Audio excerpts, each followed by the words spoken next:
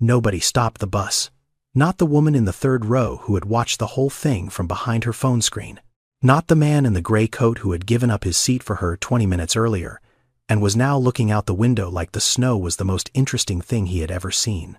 Not even the driver of the bus behind them, who saw her standing on the curb in 19-degree weather with one hand on her stomach and the other reaching for a door that had already closed.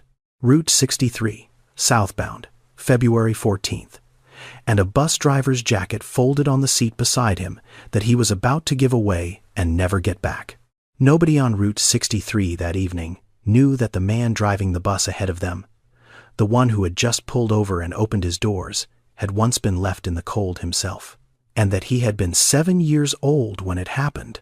Cedric Darnell Holloway grew up in East St. Louis, Illinois, in a house where the front porch light stayed on all night because his mother worked the shift that started when most people were already asleep. His father's name was Roland. Roland left when Cedric was 4. He did not leave dramatically. He simply stopped coming home one winter, and by spring the closet where his coats had been was just a closet. Cedric did not remember the leaving. He remembered the closet, the empty hangers, the particular silence of a space that used to hold someone and then held nothing. His mother Lorraine did not explain where Roland went. She did not need to. The explanation was in the empty closet and the extra shifts and the way she started locking the front door with both locks instead of one. Cedric was 7 years old the evening. Everything he would later become was set in motion. Lorraine was working a double at the plant. His after-school tutor dropped him at the bus stop on Martin Luther King Drive at 4:15. The bus was supposed to come at 4:30. It did not come at 4:30.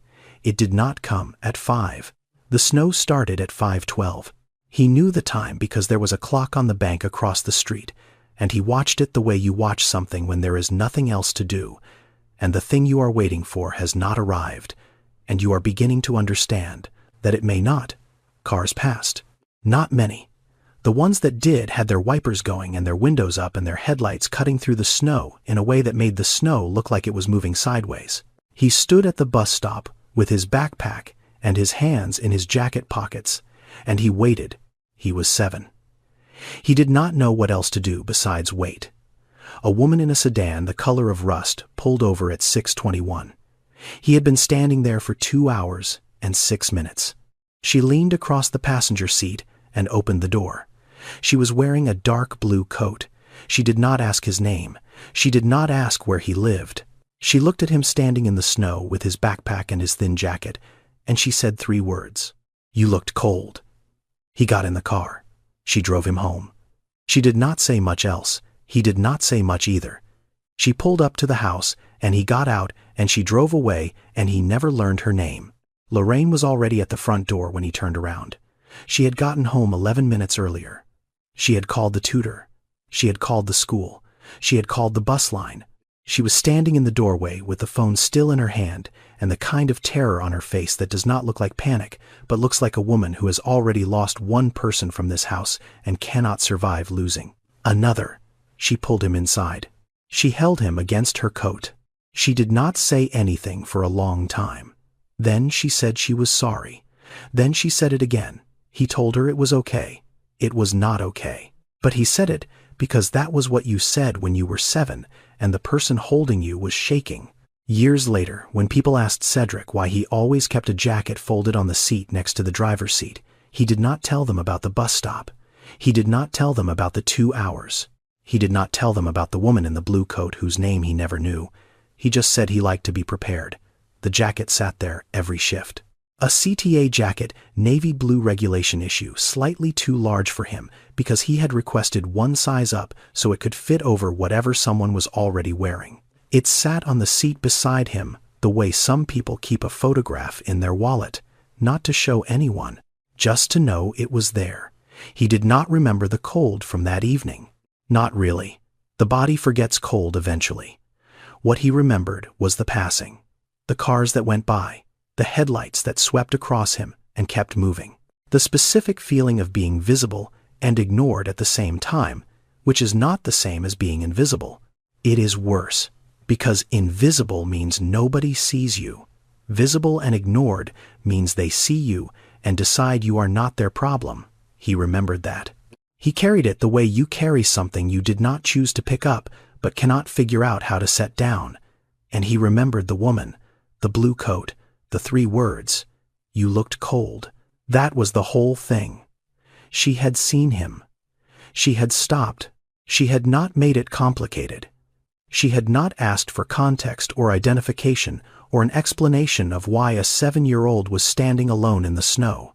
She had just opened the door. He was the kind of man who stopped. That was all. That was everything. Lorraine Holloway worked the night shift at the Tyson Foods processing plant in East St. Louis for 19 years. 10 at night to 6 in the morning. 5 days a week. Sometimes 6. She would get home in time to make breakfast for Cedric and his younger sister Nyla before they left for school. Eggs and toast if there were eggs. Oatmeal if there were not. Then she would sleep for 4 hours, sometimes 3, and wake up and do whatever the house needed before doing it all again. She had been doing this long enough that her body had stopped protesting and had simply rearranged itself around the schedule the way a tree grows around a fence post, not gracefully, just eventually. Her hands told the story her mouth never did. They were thick in the knuckles and rough across the palms, and they smelled faintly of industrial soap, no matter how many times she washed them at home. The cold from the plant floor had settled into her joints permanently by the time she was 40.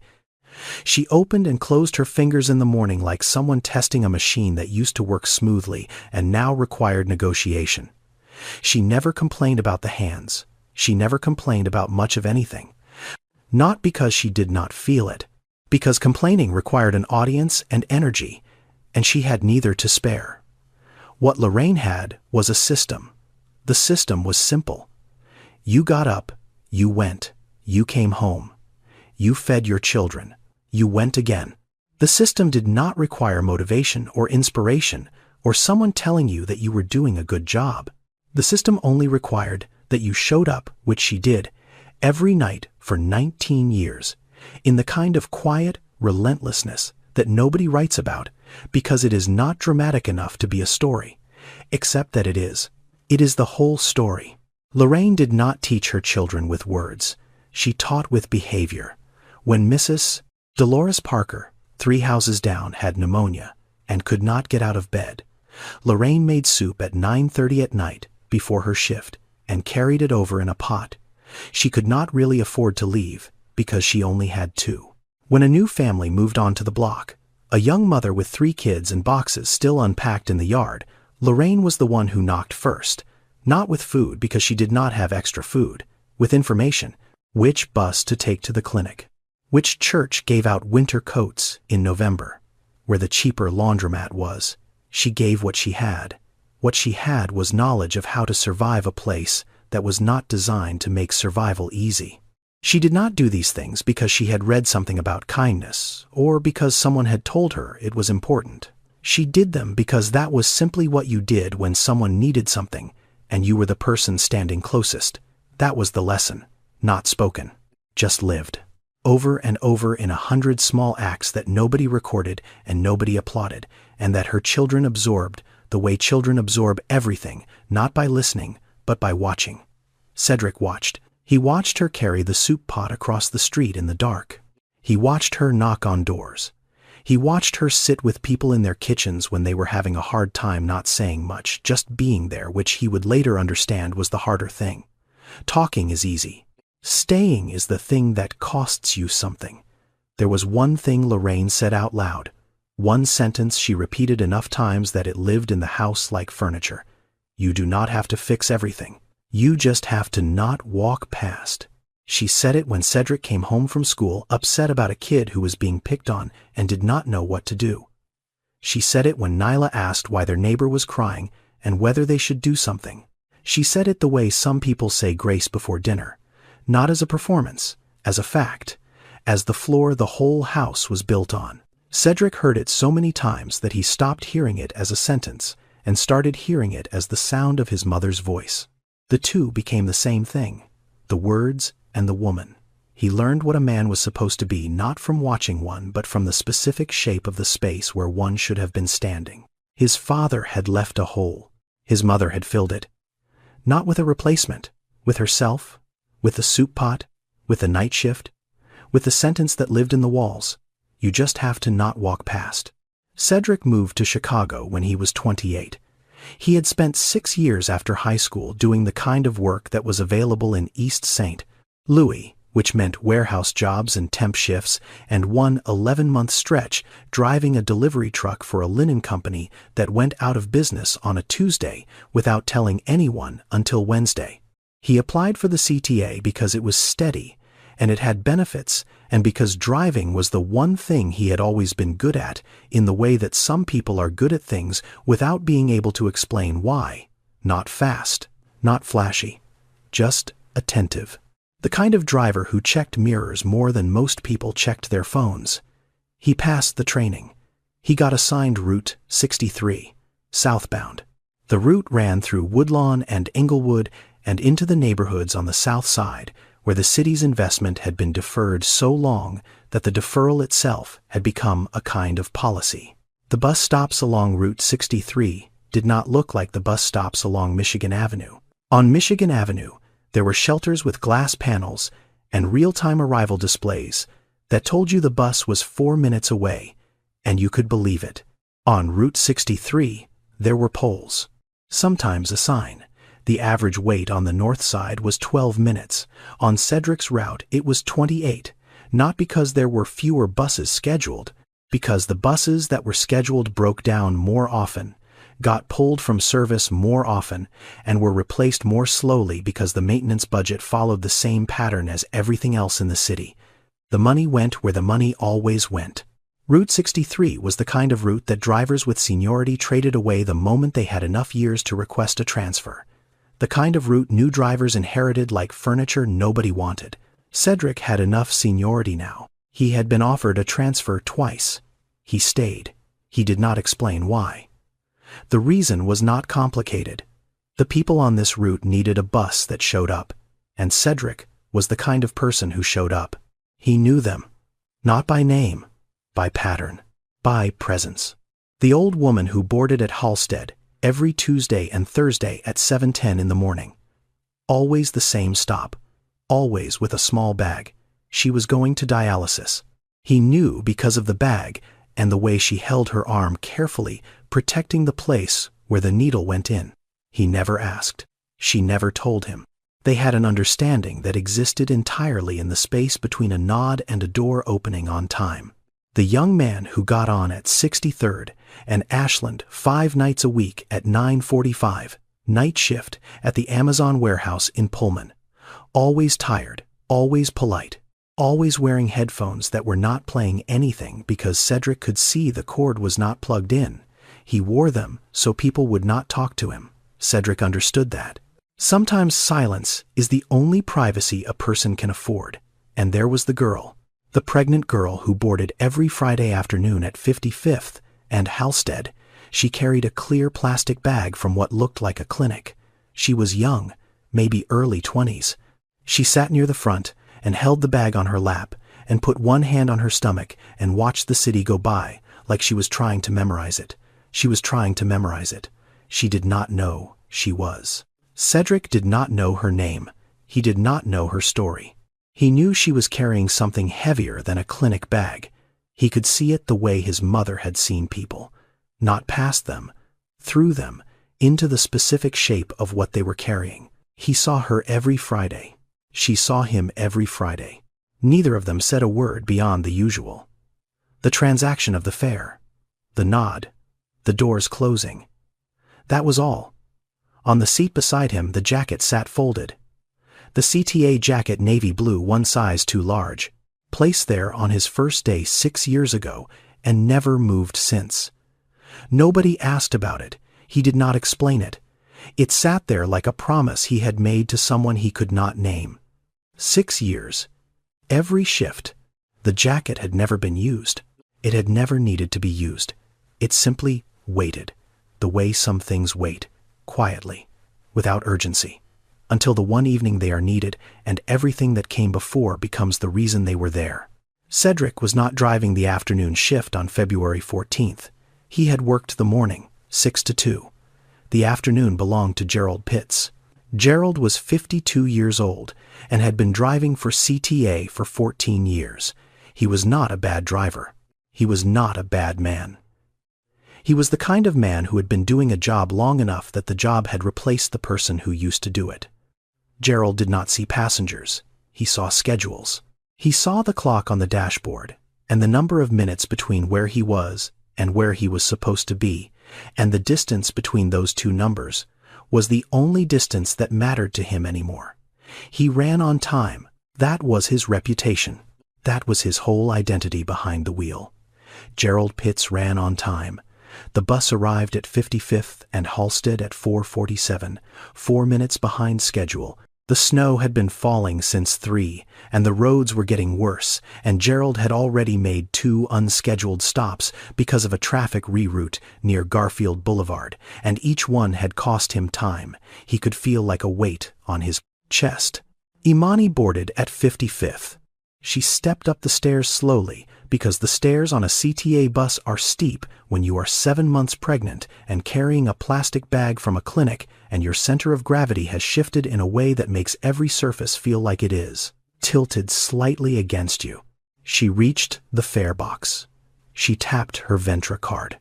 The reader beeped. Insufficient fare. 75 cents short. She looked at the screen. She looked in her bag. She looked in her coat pocket. She found a quarter and 2 dimes and held them out toward the fare box, like they might be enough if she held them at the right angle. They were not enough. Gerald looked at the fare box. He looked at the clock. The bus was now 5 minutes behind. He did not look at her stomach. He did not look at the snow outside. He looked at the clock and the fare box and the distance between those 2 numbers, and he said the sentence he had been trained to say. Miss, the fare is $2. If you don't have the full fare, I can't let you ride. She stood there, the coins in her hand, the plastic bag from the clinic hanging from her other wrist. She did not argue. She did not raise her voice. She stood in the doorway of the bus with the cold coming in from behind her, and she looked at Gerald Pitts, and she said, I'm 75 cents short. I just need to get home. Gerald said, I understand, but I can't override the system. She looked past him at the passengers. The bus was half full. 18 people. Not one of them moved. The woman in the 3rd row had been watching since Imani boarded. She had seen the card fail. She had seen the coins. She had seen the belly and the clinic bag and the snow, and she had made a decision in the first 2 seconds that this was not her scene. She looked back at her phone. The screen was already dim. She tapped it to keep it awake. The man in the gray coat was sitting in the 4th row by the window. He had boarded 20 minutes earlier at an earlier stop. When Imani had gotten on at that stop, he had stood up and given her his seat without being asked. A small kindness, the kind that costs nothing and means something for exactly as long as the moment lasts. Now he was looking out the window. The snow was coming down harder. He could see her reflection in the glass, standing in the doorway with her coins and her bag. The kindness had cost him nothing. This would cost him something. He chose the window. The mother with 2 small children was 3 rows back. She had her daughter on her lap and her son beside her, and she was looking at Imani with the specific expression of a woman who knows exactly what it feels like to stand somewhere with not enough money and too much need, and no one saying the word that would make the difference. She wanted to say it. She opened her mouth. Gerald pulled the lever. The doors opened. The cold came in. Imani stepped out. Nobody said the word. Gerald closed the doors. The bus pulled forward. It was 4:49. He was back on schedule. He did not look in the mirror. There was a bus stop at 55th and Halstead, but it was the kind of bus stop that existed on the south side of Chicago, which meant a pole and a sign and nothing else. No shelter, no bench, no glass panel, no overhead covering. On the north side, the stops had heated shelters with digital arrival boards and clear walls that blocked the wind. On the south side, you stood in whatever the sky was doing, and you waited. Imani stood on the curb in 19-degree weather, with one hand on her stomach and the other holding a plastic bag that contained the results of her prenatal checkup, which had gone well, which the doctor had said looked good, which had been the first piece of good news she had received in weeks. She stood in the snow and watched the bus pull away, and she did not cry. She was too cold to cry. Crying requires a certain minimum of safety, and she was not at the minimum. Her name was Imani Rochelle Webb. She was 23 years old, 7 months pregnant, and she was not what the bus stop made her look like. She was a nursing student in her final year at Malcolm X College on the West Side. She took 3 buses to get to her prenatal appointments, because the hospital that used to be 5 minutes from her house, Roseland Community Hospital, had closed its doors in 2020. Just closed. The emergency room, the labor ward, the outpatient clinic. All of it gone in the amount of time it takes a city to decide that a neighborhood does not generate enough revenue to justify keeping its people alive nearby. When Roseland closed, the nearest hospital with a maternity ward was 40 minutes away by bus. If the buses ran on time, if you could afford the fare, if the weather was not 19 degrees and falling. Imani had grown up in Roseland. Her mother, Denise Webb, had worked as an emergency room nurse at that same hospital for 11 years before it shut down. Denise had been the kind of nurse who remembered patients by name and condition, not by chart number. The kind who stayed past the end of her shift, not because she was asked, but because the person in the bed was not done needing her yet. When the hospital closed, Denise transferred to a facility 35 minutes away by car. She had not missed a shift. The commute had cost her something that did not show up on a pay stub, but she went. That was the Webb way. You went. Imani was going to be a nurse. Not just any nurse. She was going to work labor and delivery. She was going to be the person in the room when someone's child arrived. She was going to be the first hands. She had known this since she was 16 and had watched her mother come home from a double shift at Roseland with blood on her scrubs and a look on her face that was not exhaustion but something closer to purpose. The kind of tired that meant you had done something that mattered. Imani wanted that tired. She was almost finished. 1 more semester. Clinical rotations in the spring, then the boards, then a job, then the beginning of the life she had been building since she was 16 years old. Sitting on the edge of her mother's bed, watching Denise untie her shoes with hands that had held other people's emergencies all day. The father of the baby was named Terrence. Terrence is not a large part of this story, because Terrence had chosen not to be a large part of any story that required difficulty. He had said the right things for 7 months. Then, the ultrasound confirmed it was a girl, and Terrence had stopped saying anything at all. Not suddenly, gradually. The way some people leave, calls shorter, replies slower, plans vaguer, until one day the phone just stopped lighting up with his name, and she understood that he had been leaving in pieces for weeks, and she had been watching it happen the way you watch weather move in from a distance, knowing it is coming. Unable to do anything but stand where you are. She did not chase him. She did not ask for an explanation. She understood the explanation. The explanation was that the easier version of his life did not include a baby girl and the woman carrying her. Imani carried a photograph in her wallet. Not a photograph exactly. An ultrasound image. The first one. 8 weeks. The image showed almost nothing. A gray blur with a small white dot in the center that the technician had circled with a marker and labeled with an arrow. It did not look like a baby. It did not look like anything recognizable. She kept it, not because it showed anything, but because it was the first proof that something was there. The first evidence that she was not carrying this alone, even when she was. She had been carrying it for 5 months now, folded and refolded so many times that the crease had become a white line running through the center of the image, cutting the small dot almost in half. She did not take it out often. She just kept it. The way some people keep a promise in a place where they can feel its weight without having to look at it. On February 14th, the checkup had gone well. The doctor said the baby was healthy, growing on schedule, strong heartbeat. Imani had walked out of the clinic into the cold afternoon with the results in her plastic bag and a feeling in her chest she had not felt in weeks. Something close to relief. Something close to the belief that things were going to work out. She boarded the bus at 55th and Halstead. The card failed. The door opened. She stepped off. The relief had lasted 11 minutes. Then the door closed. Cedric was not supposed to be driving that afternoon. Gerald had called the depot at 3:15 and said the roads were getting bad and he was ending his shift early. The dispatcher called Cedric at 3:22. Cedric had been home for an hour. He was sitting at his kitchen table in the apartment in Woodlawn, eating a sandwich he had made with the last of the bread. He picked up the phone. He said yes. He always said yes. He drove to the depot. He signed in. He took the bus out on Route 63 southbound, running 12 minutes behind Gerald's abandoned schedule. He was passing 55th and Halstead at 5:03 when he saw her.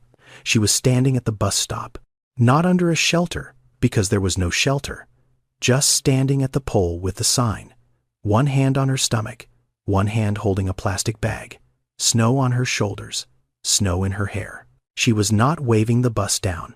She was just standing there the way people stand when they have stopped expecting the next thing to be the thing that helps them. Cedric was 3 blocks from the next scheduled stop. If he stopped here, it was a violation. CTA Regulation 7.4. Operators may not make passenger stops at non-designated locations. If he let her ride without fare, it was another violation. Revenue policy. The fare box is not optional. He thought about the rules. He thought about the job. He thought about the 7 years he had spent building something stable, after 28 years of nothing being stable. He thought about the apartment and the rent, and the fact that this job had benefits, real benefits, the kind with dental and a pension, and that a pension was not something people from East St. Louis took for granted because a pension meant you had stayed somewhere long enough for the staying to be worth something. He thought about all of that. Then he saw her hand on her stomach. And he did not remember a specific memory. He remembered a shape. The shape of standing somewhere cold and watching things move past you without stopping. The shape of being 7 years old at a bus stop in East St. Louis and watching headlights sweep across you and keep going. The shape of being visible and ignored. He pulled the lever. The doors opened. The cold came in. He reached across the seat. He picked up the jacket, the CTA jacket, navy blue, one size too large, folded on the seat beside him every shift for 6 years. He unfolded it. He stood up. He stepped off the bus, into the snow. Without his jacket, he walked to where she was standing. She looked up at him. He put the jacket on her shoulders. She did not move. He did not say what the woman in the blue coat had said to him 27 years ago. He did not need to. The jacket said it. The bus is warm. Come on. She looked at him, 2 words back, barely a whisper. Okay. Thank you. He walked her to the bus. She stepped up the stairs. He followed her in. He sat down behind the wheel. He pulled the lever. The doors closed. He did not enter a fare. He did not log the stop. He turned the heat to maximum and pulled the bus back onto the road. He was 14 minutes behind schedule now. He did not look at the clock. Imani sat in the front row. The jacket was too big for her. It smelled like the bus, like the heater and the vinyl seats and the particular neutral scent of a man who had been doing honest work in a small space for a long time.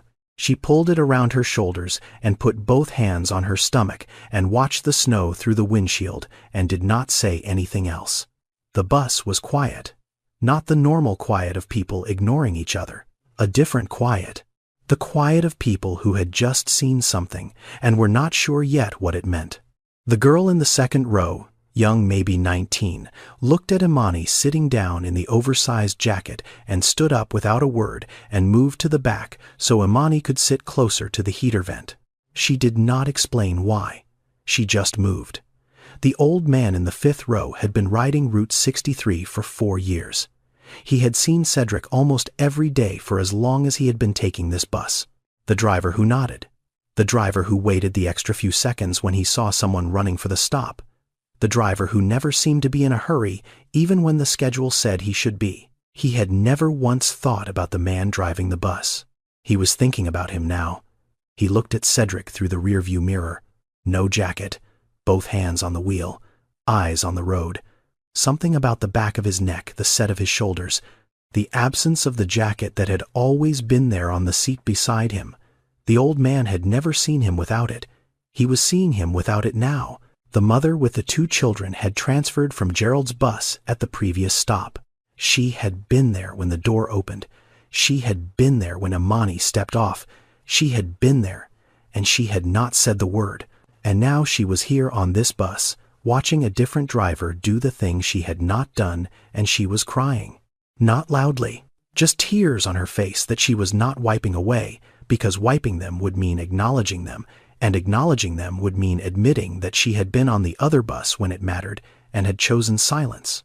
She was not crying because it was sad. She was crying because she had watched the door close and had not said the word, and someone else had. The young man near the back had his headphones on. He had not seen Cedric stop the bus. He had not seen the jacket. He had not seen any of it. He just noticed that the bus was unusually quiet, the kind of quiet that does not happen on city buses. He took off his headphones. He looked around. He saw a pregnant woman in the front row wearing a bus driver's jacket that was 3 sizes too big for her. He did not know the story. He did not know what had happened on the bus before this one, or what it had cost the driver to stop where he was not supposed to stop. He just knew that something had happened on this bus that did not usually happen on buses. He put his headphones in his lap. He kept them there for the rest of the ride. Cedric did not turn around. He did not check on her. He drove, both hands on the wheel. The cold from outside, pressing through the gap in the driver's side window, where the seal had worn thin years ago, and nobody had replaced it because Route 63 was the kind of route where things did not get replaced quickly. He felt the cold on his arms and the side of his neck. He did not feel heroic. He felt cold. Those 2 things were not contradictions.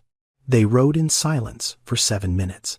Imani in the front row, Cedric behind the wheel. The snow coming down against the windshield in the kind of steady fall that means it is not going to stop anytime soon. She had her hands on her stomach and her eyes on the window, and she was watching the city go by the way you watch things when you are too tired to think about them and too awake to stop seeing them. The storefronts on Halsted, the laundromat with one light on, the church with the marquee sign that still said, "Merry Christmas," because nobody had changed it in 2 months. The city moved past the glass, and she let it move. He did not speak. He drove. The heater was on high, and the bus was warm now, and the silence between them was not the uncomfortable kind. It was the kind that happens when 2 people have arrived at the same understanding without discussing it. The understanding that sometimes the thing that just happened does not need to be talked about yet. It just needs to be sat in. She spoke first, without turning her head, quiet, almost to herself. "Thank you."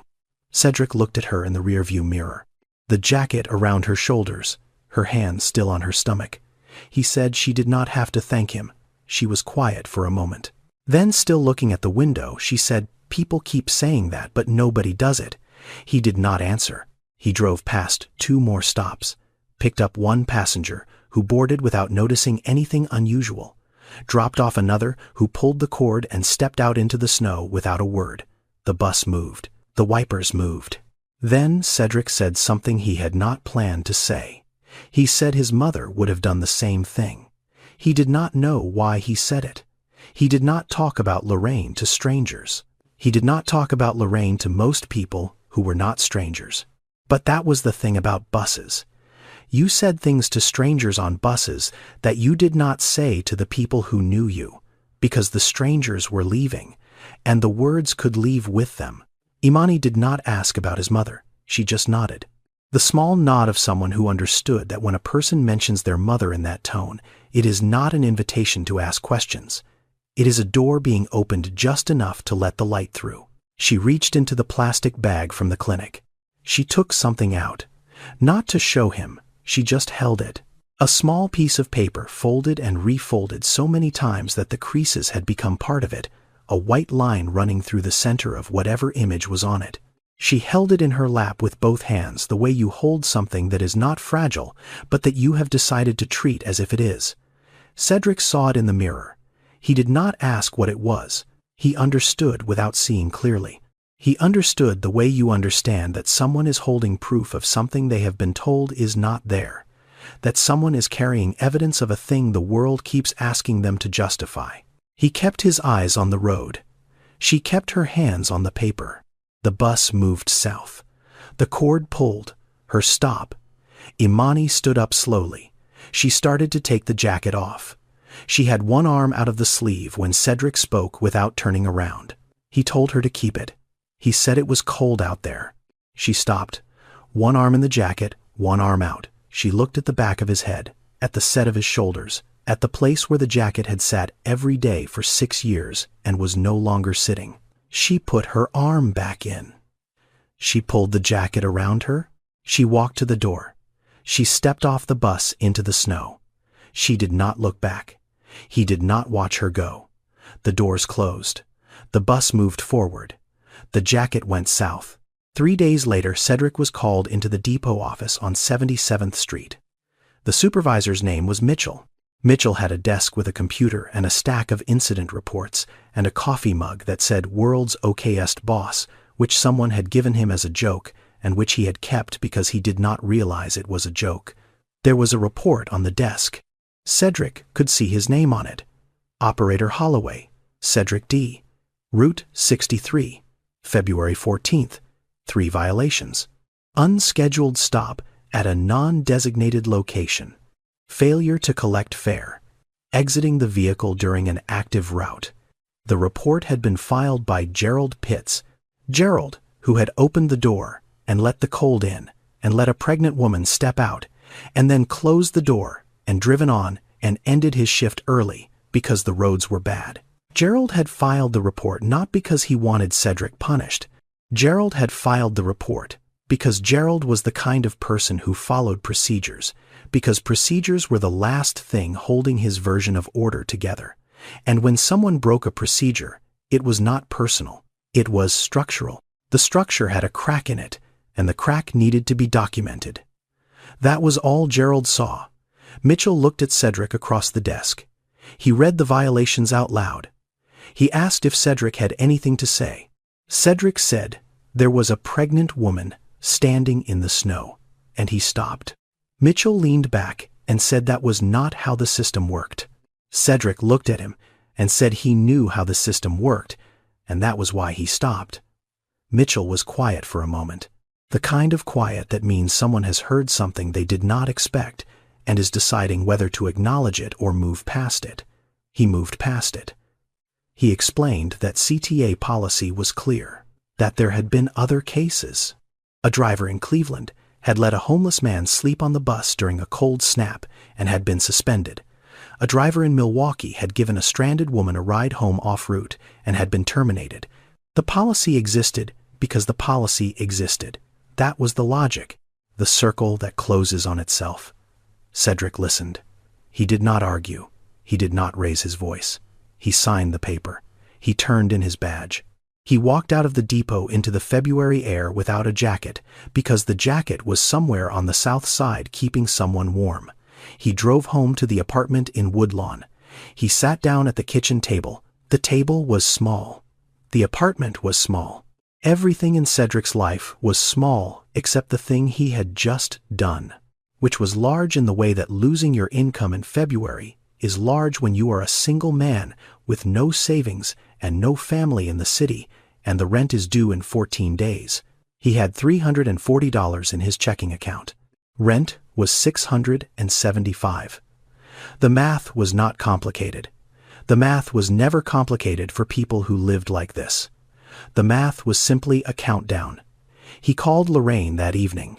She picked up on the second ring, the way she always did, because Lorraine was the kind of mother who kept the phone close in case one of her children needed her, even when her children were grown and living in other cities and had not needed her in the way they once had. He told her what happened. The bus, the woman, the jacket, the report, the meeting. She listened without interrupting. She listened the way she had always listened, which was completely, with the phone held tight against her ear, and her body still, and her breathing steady, and nothing in the background, because when Lorraine listened, she cleared the room. When he finished, she was quiet for a long time. Then she asked him whether he had done what he was supposed to do or what was right. He told her they were not the same thing. She said, "They never are, baby, they never are." The line was quiet again. Then she told him to eat something, and he said he would. And they both knew he probably would not. He sat at the table after he hung up. He looked at the kitchen, the bill from ComEd on the counter, the gas bill next to it, the calendar on the wall still showing January because he had not turned it, February, outside the window, the city doing what it always did at night on the south side, not quite sleeping, just dimming. He thought about the jacket. He did not regret giving it away. He did not regret it. He was simply a man sitting in a cold apartment in February who had done the right thing and was now paying for it in the specific currency that rightness often costs.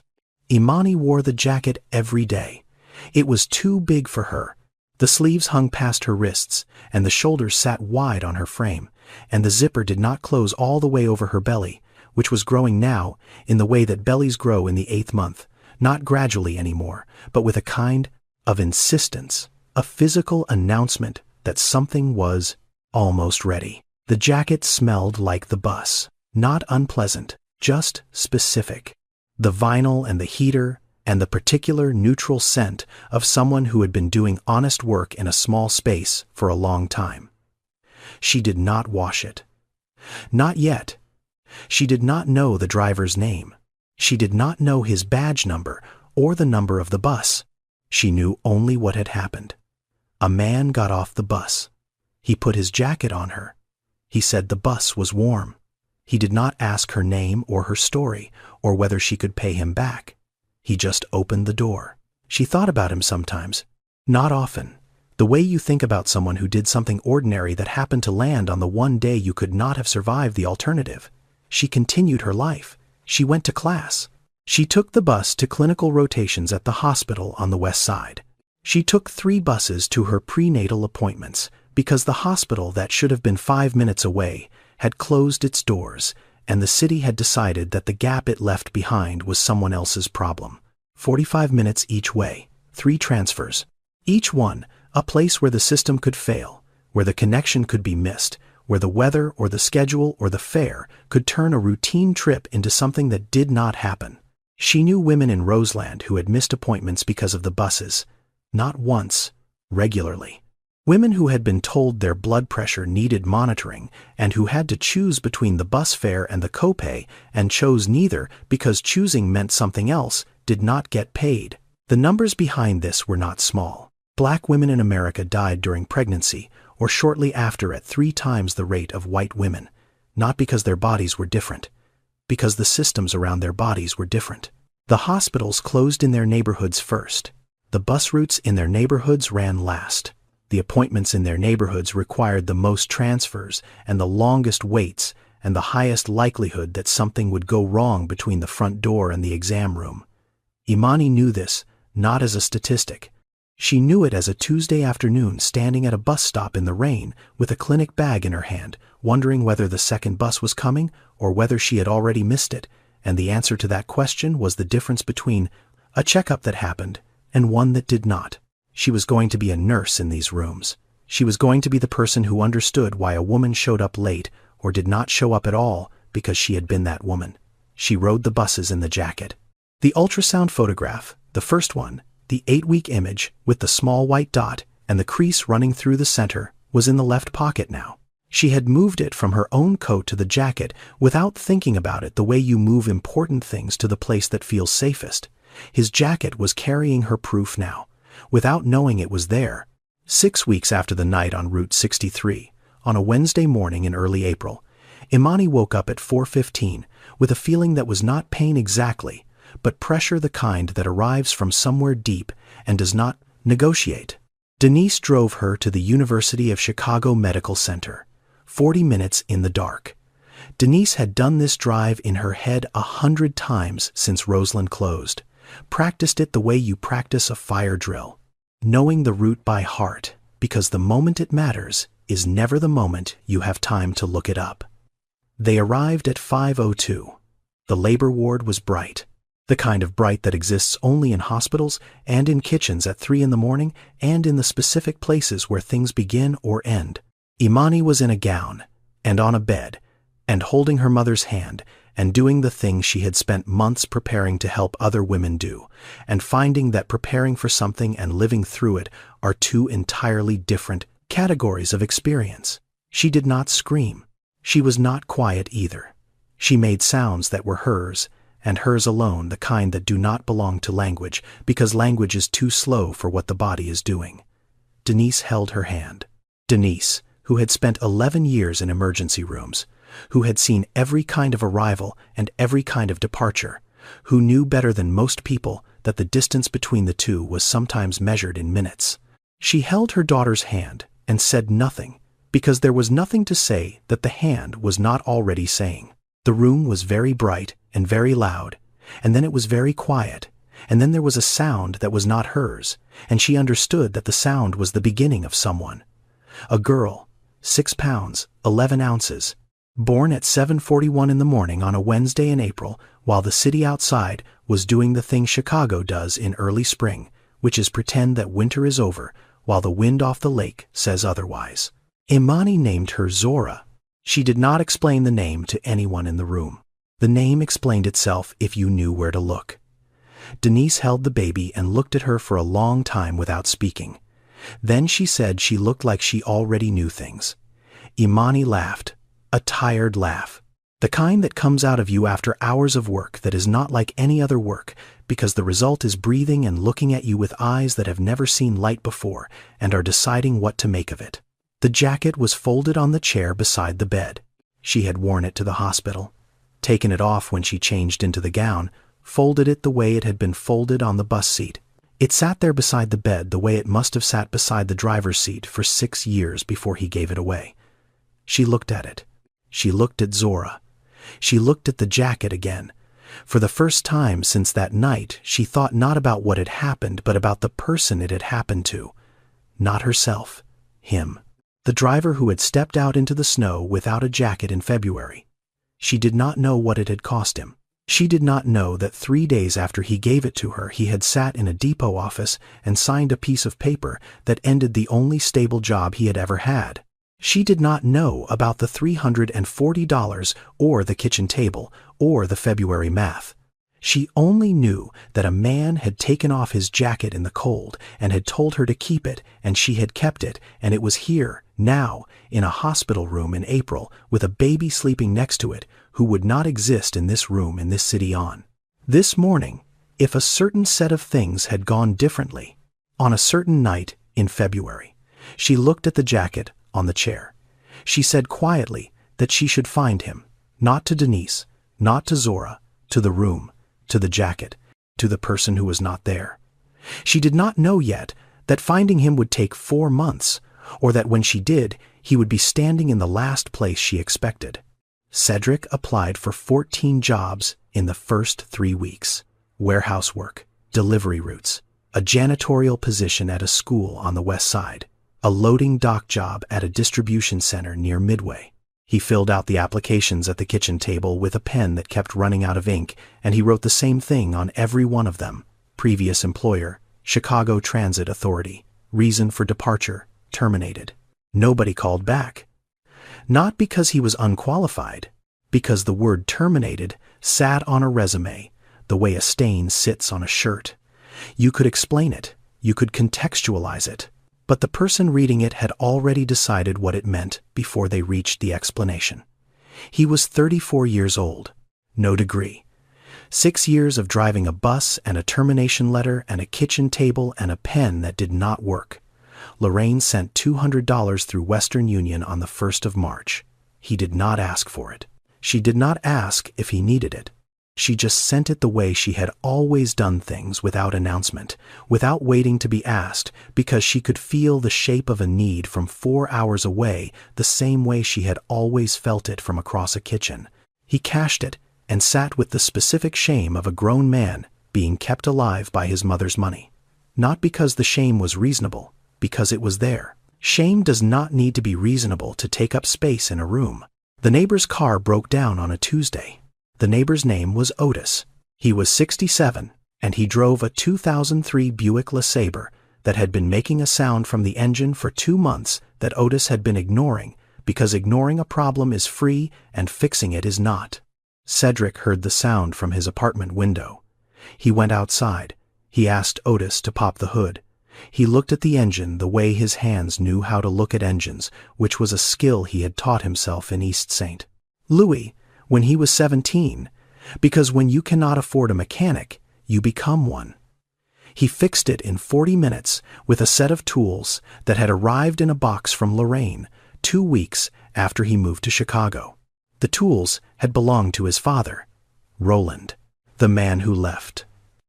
Lorraine had kept them, not out of sentimentality, not out of anger. She had kept them because tools do not leave even when people do, and a good wrench does not care who owned it last. It just does what it was built to do. Cedric used Roland's tools to fix Otis's Buick, and Otis told his neighbor, and his neighbor told a woman at church, and by the end of March, Cedric was fixing cars in the small lot behind his building 3 or 4 days a week.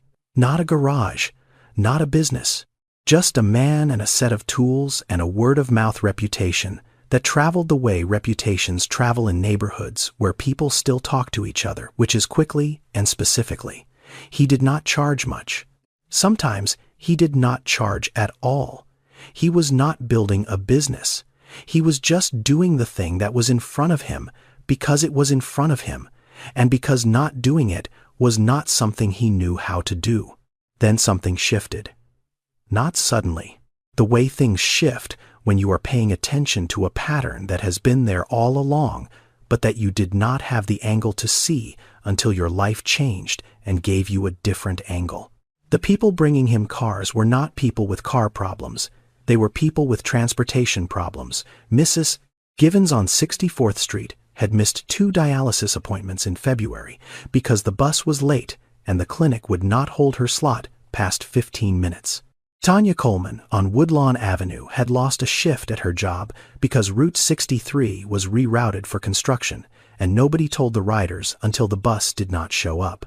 A teenager named Devin had missed a placement exam at Kennedy King College because his transfer did not connect, and by the time he arrived, the testing center was closed. The Centers for Disease Control listed transportation as a social determinant of health, which meant that whether or not you could get to the doctor was as important as what the doctor told you when you got there. Cedric did not know the term. He knew the fact. He had been driving through it for 6 years. He started writing things down. Names, addresses, appointments, who needed to be where and when, and how far it was, and whether the bus could get them there, and how often it did not. He kept the list in a small notebook he bought at the Dollar Tree on Cottage Grove. Then he started driving.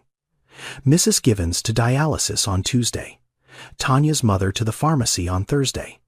Devin to the retake of his placement exam on a Friday morning in April. He used the car he had been fixing for Otis, which Otis had given him in exchange for the repairs, because Otis had decided he was too old to drive anyway, and the car was better off with someone who would use it for something that mattered. Cedric drove. He did not charge. He did not name what he was doing. He just did it. The way Lorraine had carried soup across the street in the dark. The way the woman in the blue coat had pulled over on Martin Luther King Drive and opened her door. You do not have to fix everything. You just have to not walk past. 4 months after the night on Route 63, Imani was standing outside the Woodlawn Community Health Center on a Thursday morning in June. She had graduated from Malcolm X College in May. She was doing her clinical rotation at the health center 3 days a week, working the intake desk and assisting with prenatal appointments, and learning the specific rhythms of a community clinic, which are not the rhythms of a hospital. A hospital moves fast. A community clinic moves at the speed of the people it serves, which means slowly, because the people it serves have been waiting for everything else in their lives for so long that they have learned to wait here too, even though this is the one place that is supposed to be for them. She was standing outside because she had stepped out to check on a patient who had called to say she was running late. The patient's name was Mrs. Givens. Mrs. Givens was 68 and came in for blood pressure monitoring every 2 weeks and had missed her last appointment because the bus had not come. Imani was looking down the street for her when she saw a car pull up. An old Buick, rust on the passenger door. A man got out of the driver's side and walked around to the passenger side and opened the door for Mrs. Givens, who stepped out slowly with her bag in one hand and his arm in the other. Imani watched the man. He was in his mid-30s. He was not wearing a jacket, even though the morning was cool in the way that Chicago mornings are cool in June, which is not winter cool, but cool enough that most people wore something over their arms. He stood beside the car and waited while Mrs. Givens adjusted her bag. He did not rush her. He did not check his phone. He just stood there with the specific patience of a man who stops. Imani recognized the posture before the face. She had never seen his face clearly. That night in February it had been dark and snowing, and she had been looking down at the sidewalk and then looking at his shoulders from the front seat and then looking at the back of his head from behind. She did not recognize his face. She recognized the way he stood, the way he waited, the way he opened a door for someone without making it into a performance. She stood at the entrance to the clinic. Mrs. Givens walked past her and inside. The man turned back toward the car. He saw Imani standing there. He looked at her. He did not recognize her. Why would he? He had seen her once in the snow at night for less than 3 minutes. She was one passenger on one evening, on a route he no longer drove. Then his eyes moved down from her face to the jacket, the CTA jacket, navy blue, one size too large, zipped halfway up over a white scrub top. He stopped. She said he had stopped the bus. He looked at the jacket. He looked at her. He looked at the thing she was carrying against her chest in a cotton sling, which was a baby 2 months old with her eyes closed and her hands curled into fists the size of plums. He did not speak for a moment. Then he said she had kept the jacket. She said he had given it away in February without asking whether he would get it back. They stood there. Neither of them moved. Then she said, "This is Zora." He looked at the baby. He looked at her for a long time. Very quietly, almost to himself, he said, "She looks warm." The words landed in the space between them and stayed there. She looks warm. The echo of a sentence he had never said out loud, but that had lived in his body for 27 years. You looked cold.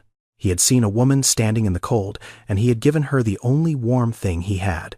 And now he was looking at her daughter wrapped in cotton and sleeping in the June air with the particular ease of someone who has never known cold. She looks warm. The loop closed. She asked him what had happened after that night. He was quiet. Then he told her. The depot, the report, the termination, the $340 and the $675 rent and the February math, the cars, the neighbor, the tools, the notebook with the names and the addresses and the appointments. She listened the way her mother listened, which was completely without interrupting, without arranging her face into an expression that was supposed to mean something. When he finished, she asked them if they had fired him for stopping. He said they had fired him for stopping where he was not supposed to stop. She looked at him. She said he had stopped where he was supposed to stop, and they just did not have a sign there. Neither of them said anything for a while. They stood outside the clinic in the early summer air, with a 2-month-old baby between them and a jacket that had traveled further than either of them had expected. And for the first time in 4 months, Cedric felt something that was not cold. They sat on the bench outside the clinic, and they compared notes. Not deliberately, not in the way of two people who have decided to collaborate. In the way of two people who start talking about the same thing from different ends, and slowly realize they are describing the same room. Imani told him about the clinic, about the patients who did not come. 15 to 20% of scheduled appointments missed every month, and the number one reason was not that people did not want to come. It was that they could not get there. The bus took too long. The transfer did not connect. The fare was too much. On a week, when the fare was the difference between getting to the doctor and getting to work. She told him about the pregnant women who missed prenatal visits, because the hospital was 45 minutes away by bus, and the bus was late, and the appointment was at 8 in the morning, and you cannot hold an 8 o'clock appointment when the 6:45 bus does not, arrive until 7:20. She told him about the numbers. 3.6 million Americans missed medical appointments every year because they could not get there. Not because they were careless, not because they did not value their health, because the distance between where they lived and where the care was had a cost attached to it that the system had decided was their problem to solve. Cedric listened. Then he took out the notebook. The small one from Dollar Tree. He opened it to the page with the names. Mrs. Givens, Tanya Coleman's mother, a man named Harold who needed to get to the VA hospital on the west side every other Friday. A woman named Patrice, who had a standing appointment at a clinic on 71st Street for her son's asthma. 8 to 10 people a week. He drove them. He paid for the gas. He did not have a name for it. He did not have a structure. He just had a car and a list. Imani looked at the list. She read the names. She stopped on the third one. Mrs. Givens. The same Mrs. Givens who had just walked into the clinic. The same Mrs.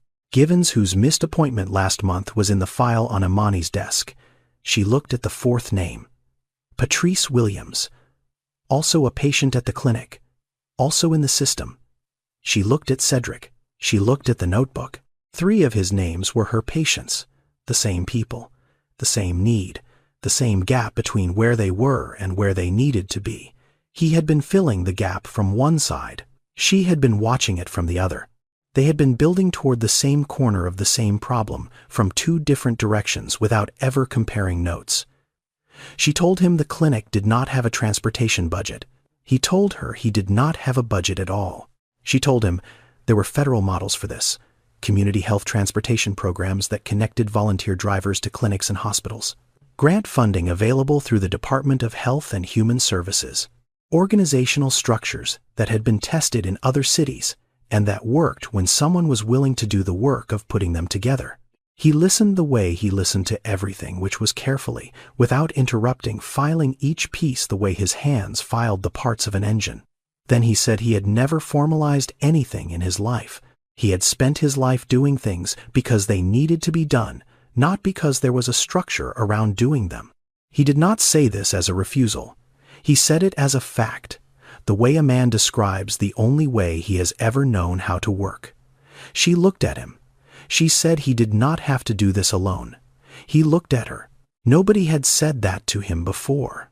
Not because people did not care, because nobody had been standing close enough to the same problem to see that he was already in it. He called Lorraine that night.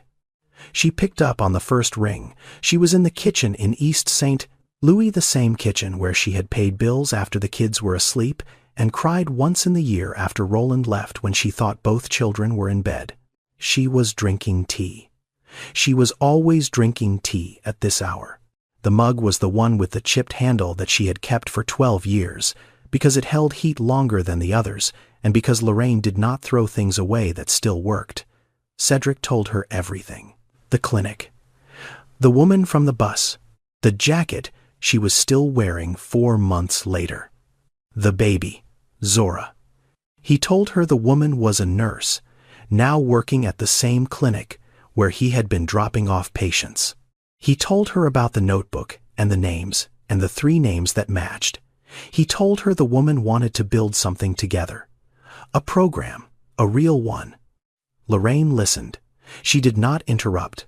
She listened the way she had always listened, which was with her whole body, the phone pressed to her ear, her tea getting cold because she had forgotten it was there. When he finished, she was quiet for a long time. Then she said he had given that jacket away in February and it was still keeping somebody warm in June. She said that was not a jacket, that was a sermon. Cedric laughed, a short one. The kind that comes when someone has said something so precisely true that the body does not know what else to do with it. Then he said something he had never said to her before. He said he kept thinking about the woman in the blue coat, the one who picked him up when he was 7. He said he never knew her name. Lorraine was quiet. She said she knew.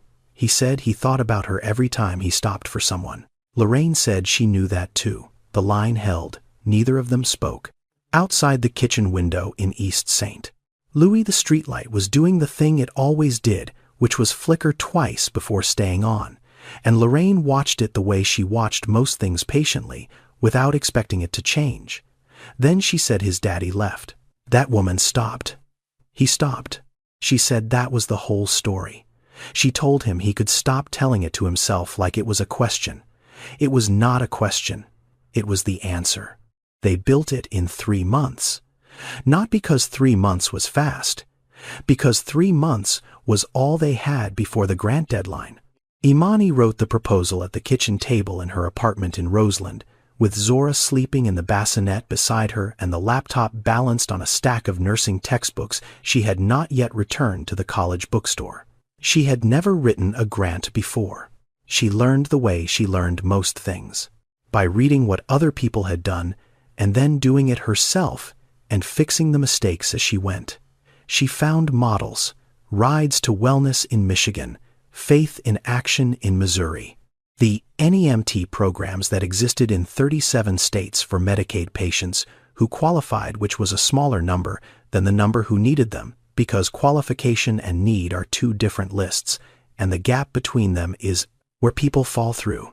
She wrote the proposal for a community health transportation program based out of the Woodlawn Clinic, volunteer drivers, used cars, a dispatch system run out of a donated closet-sized room in the back of the building, cost per ride less than 1/3 of what an ambulance billed for a non-emergency transport.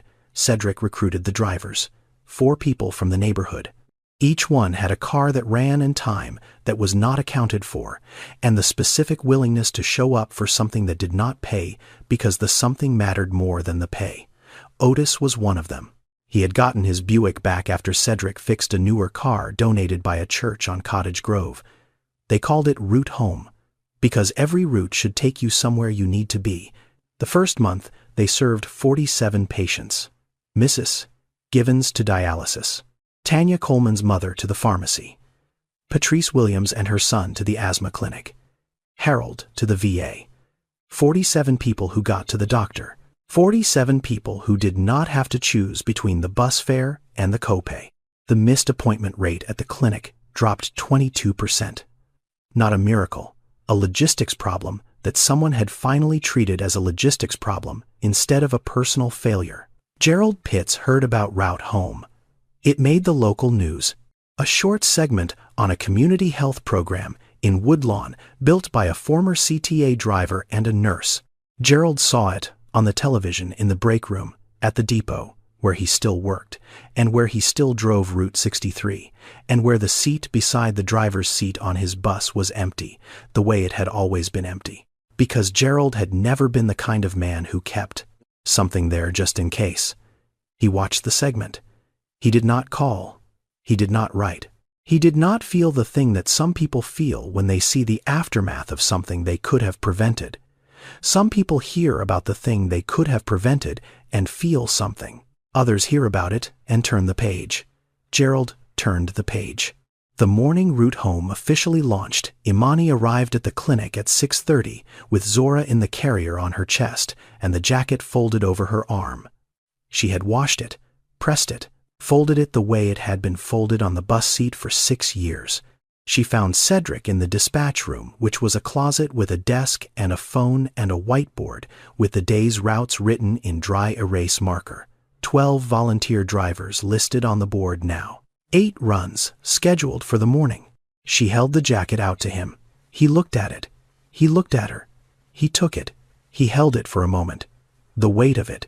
The specific weight of something that has been more places than you expected it to go and has come back changed in the way that things change when they have been needed. He did not put it on. He walked to the wall beside the whiteboard. There was a hook there. A simple hook, the kind you buy at a hardware store for $2. He hung the jacket on the hook. It hung there in the small room beside the whiteboard and the phone and the schedule. The jacket was no longer his. It was no longer hers. It was the first piece of something that belonged to the room. Imani reached into the left pocket of the jacket before she let it go. She took out the ultrasound photograph. The first one. 8 weeks. The small white dot. The crease running through the center. She held it for a moment. Then she put it in the pocket of her scrubs. The jacket could belong to the program. The proof belonged to her. Some things start before you know they have started. And some things stop being yours the moment they become something larger. 2 years later, Route Home had 6 cars and 14 volunteer drivers and served 3 clinics on the South Side. Cedric was the coordinator. He still drove 3 days a week because he was the kind of person who did not stop doing the work just because he was also organizing it. His desk in the dispatch room had a phone and a computer, and the whiteboard had gotten too small and been replaced by a larger one that Otis had found at a school that was throwing it away. The jacket still hung on the hook by the door. Nobody moved it. Nobody asked about it. It was simply there. Imani was a full-time nurse at the Woodlawn Clinic, labor and delivery referrals, prenatal intake. She was the first hands, just like she had planned. She was the person in the room when someone arrived, and she was the person who understood when someone did not arrive because the bus had not come or the transfer had not connected or the fare had been 75 cents too much on a day when 75 cents was the distance between showing up and not showing up.